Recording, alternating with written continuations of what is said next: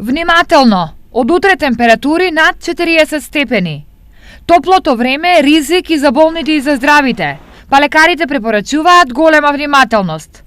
Кога во прашање е здравјето и изложеноста на сонце, најголем е ризикот од топлотен удар и сончаница. Треба да се штитат и од многу од топлата температура и да успеваат да се рехидрираат и на време да се тргнат во сенка, додека сончаницата е изложеноста на сонцето на одредени делови на телото, посебно на главата, исто така може да даде оштетување на мозокот, така да и на други витални органи, така да и тоа е една од опасностите. Токму поради ова неопходно е носење на лесна облека, минимална изложеност на сонце во периодот од 11 до 17 часот, но и сериозна промена на начинот на исхрана. Апсолутно да се премине на што полесна храна, богата со течности, со минерали, значи она што често ќе не залажува кога ќе се вратиме од топлото време, тоа е дека кога ќе сме дехидрирани, тогаш чувствуваме додатна